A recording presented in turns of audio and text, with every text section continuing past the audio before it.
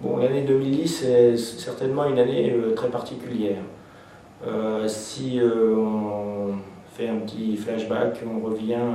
à la période de débourrement, au moment où on voit apparaître les fleurs sur la vigne, on pense avoir une récolte relativement abondante. Cependant, on oublie qu'au mois de juin, la floraison va se dérouler dans des conditions un peu difficiles, avec des températures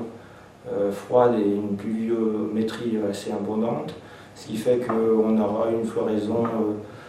qui aura du mal à se faire, mais qui va finalement donner des grappes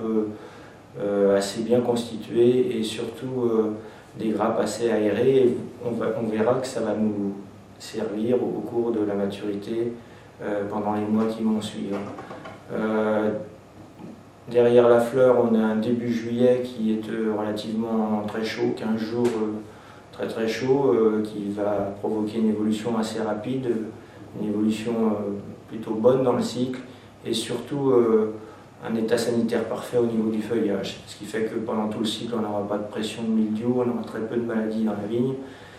Le phénomène marquant, ça sera après l'épisode du mois d'août, le fameux week-end du 15 août, où on a cette fois-là 3 jours de pluie consécutive avec de fortes précipitations, mais tout ça, ça va s'arranger et on va dire amener de l'eau. La vigne en avait besoin, ça va profiter au raisin, ça va faire grossir les grappes et enclencher derrière ça un cycle, une fin de cycle favorable avec l'accélération de la maturité pour finir sur un mois de septembre plutôt bon, voire même très bon, puisque on attaque les vendanges